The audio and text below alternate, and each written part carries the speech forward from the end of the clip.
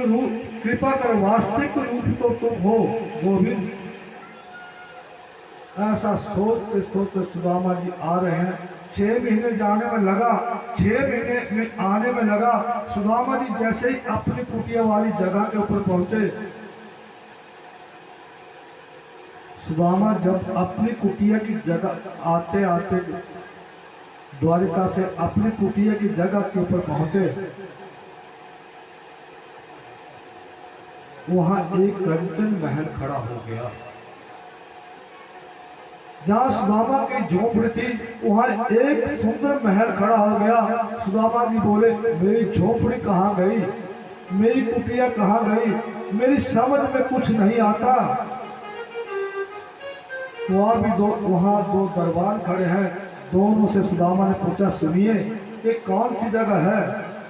दरबान बोले, ये सुदामापुरी है। कहिए क्या बात है? द्वारपाल बोले, ये सुदामापुरी है। और आप बोलो क्या बात है? सुदामापुरी? लेकिन मेरी पूरी होने का तो कोई मतलब ही नहीं है। सुदामा ने सोचा कोई सुदामा नाम का बड़ा सेठ होगा, उसने मेरी झोपड़ी को हटा दिया और अपना महल बना लिया होगा। कहा सुनो, सुदामा ने कहा, सुनो भैया, जरा सुदामा सेठ को बुला कर लाओ, मैं उनसे कुछ पूछूं कि मेरी झोपड़ी कहाँ गई। दरबान बोले, सेठ जी नहीं है, कोई सेठ जी नहीं है, वो तो एक पंडित जी है। सुदामा ने कहा, पंडित जी तो मैं हूँ, लेकिन मेरी इस प्रकार की नगरी होने का कोई मतलब नहीं। फिर सोचा एक नाम के 2 पंडित भी हो सकते हैं। एक कोई सुदामा धनी होगा, मेरी झोपड़ी को हटा दिया होगा और अपना महल बनवा लिया होगा। अच्छा भैया, आपने सुदामा पंडित जी को बुलाओ, मैं उससे पूछूं तो सही कि मेरी झोपड़ी कहाँ गई। दरबार बोले, वो तो द्वारकापुरी में गया है। सुदामा ने कहा, द्वारका में तो मैं ही गया हूं, लेकिन मेरी नगरी होने का कोई मतलब नहीं होता। कहीं ऐसा तो नहीं कि मुरली वाले ने, इस गोविंद ने कोई नाटक कर दिया हो, ये बड़ा चतुर है, बड़ा होशियार है, बड़ा छलिया है, इसने कोई नाटक कर दिया हो।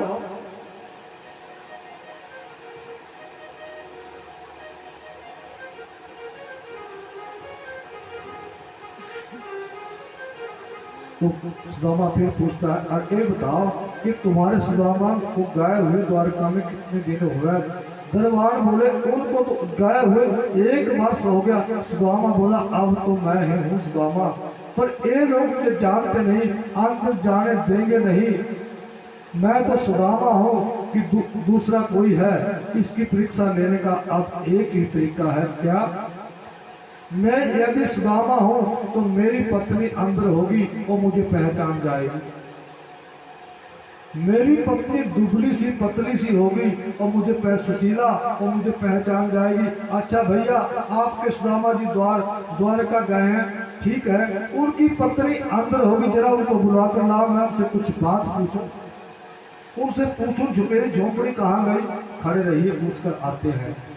द्वारपाल कहते हैं, खड़े रहिए, पूछ के आते हैं। सुशीला जी ने से जाकर बोले, महारानी जी, कोई ब्राह्मण द्वार के ऊपर आया है और आपसे मिलना चाहता है। सुशीला जी बोले, भीतर से निकल। सुशीला भीतर से निकल कर आई और भगवान की कृपा से थोड़ी वो मोटी हो गई। अच्छा खाने को लगा मिलने, अच्छा पहनने को लगा मिलने, थोड़ी तगड़ी हो गई थी। उनके आगे पीछे 5-10 दासियां चल रही थी। सुदामा जी ने दूर से आती सुशीला जी को देखा, ये तो नहीं है। वापस जाने लगा तो सुशीला ने उसको तुरंत पहचान लिया, दौड़ी गई और सुदामा के चरणों में गिर पड़ी और उसको प्रणाम किया। नाथ, मैं तुम्हें प्रणाम करती हूँ। सुदामा बोले, सुशीला, अरे ये सब वैभव, ये सब, बोले, सब द्वारकाधीश की कृपा है, उनकी कृपा हो गई है। सुदामा बोले, तो तुम पर तो बहुत कृपा रही, हम तो देखो जैसे गए थे वैसे ही आ गए, वही धोती वही पन्ना ये सब वही रहा हमारे पास। सुशीला बोली आपको चाहिए थे दर्शन, सुशीला बोली आपको दर्शन चाहिए थे, मुझे था भय की, मुझे धन की आवश्यकता थी कि सुख की आवश्यकता थी, तो आपको दर्शन मिल गए और मुझे वैभव मिल गया। सुदामा ने कहा तुम परेशान भी करती थी, द्वारका जाओ और द्वारका जाओ, आठों यही रट ठानी थी कि द्वारका जाओ द्वारका जाओ। आप सोने की रोटी बनाओ, चांदी की दाल बनाओ, हीरे की चटनी बनाओ और बड़े प्रेम से खा घर में भोग पाओ। मैं तो चला जंगल में, मैं जंगल में एक झोपड़ी बनाऊंगा और वहां अपने प्रभु का भजन करूंगा। बोली राधा भगवान की मुझे कुछ नहीं लेना माया काया से, मुझे तो भजन करना है, आप यहीं रहो, मैं जंगल में जाऊंगा और वहां विश्राम करूंगा, वहां भजन करूंगा। यही महल में तुम रहो, सोने की रोटी, सोना चांदी धन दौलत, किसी वस्तु की कमी नहीं, वहां नौकर चाकर हो गए, हर प्रकार से हो गए।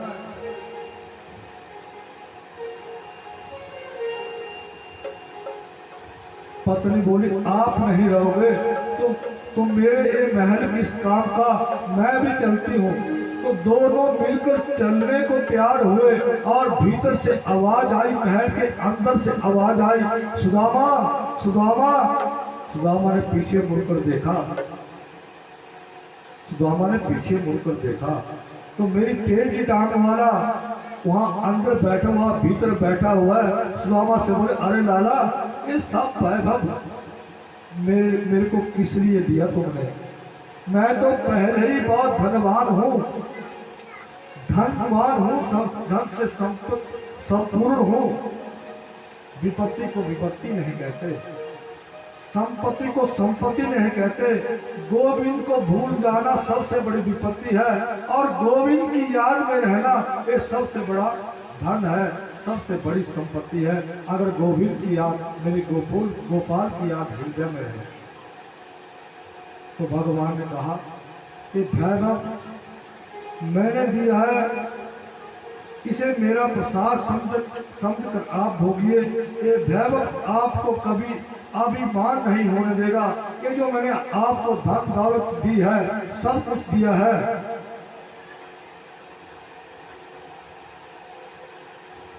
ये आपको अभिमान नहीं होने देगा।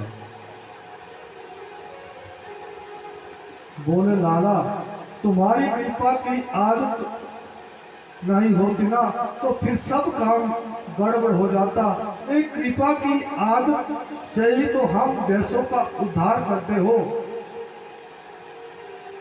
आप तो कृपा के सागर हैं। प्रभु ने कहा प्रभु ने कहा मैंने जो आपको वैभव दिया, इस वैभव के द्वारा प्रजा का कल्याण कीजिए, जनता का हित कीजिए, समाज में लोगों को मेरे प्रति प्रवृत्ति बढ़ाने, दान आदि कार्य में व्यस्त कीजिए, आपका कल्याण होगा। बोली राधा कृष्ण भगवान की जय। तो भगवान जी बोले सुदामा ये जो मैंने तेरे को धन वैभव दिया है ना,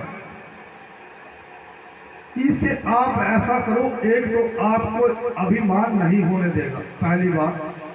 दूसरी बात कि आप इस धन से लोगों का कल्याण करो, लोगों का कल्याण करो इस धन से, और लोगों को अच्छे कर्म से जोड़ो, भगवान की कथा से जोड़ो, भगवान की प्रवृत्ति से जोड़ो, भगवान के दास से दान करो, सबका लोगों का कल्याण करो। ये कहकर द्वारकाधीश चले गए। अनंत वर्षों तक सुदामा ने तप किया, इतना वैभव पाकर भी उनके मन में अभिमान नहीं हुआ। अंत में गोविंद के धाम को प्राप्त हुए। तो बोली राधा कृष्ण भगवान की। तो राधे राधे तो बोलना ही पड़ेगा। बोली राधे राधे राधे राधे राधे राधे। बोली राधा कृष्ण भगवान की।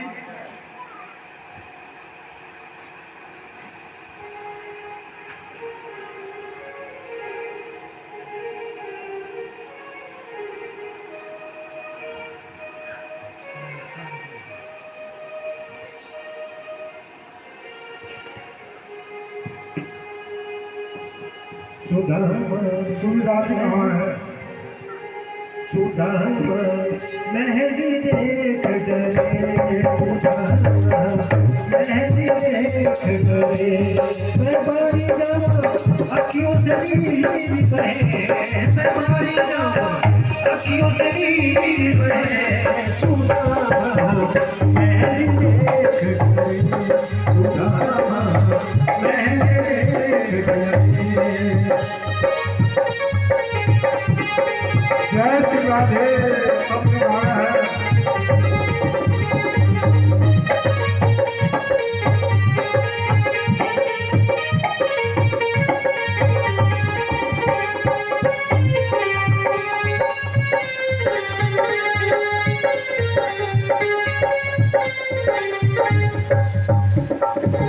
किथे गई हो मेरी कखावाली झोपड़ी, किथे गई हो मेरी कखावाली झोपड़ी, किथे पाई हो मेरी कखावाली झोपड़ी, किथे गई हो मेरी कखा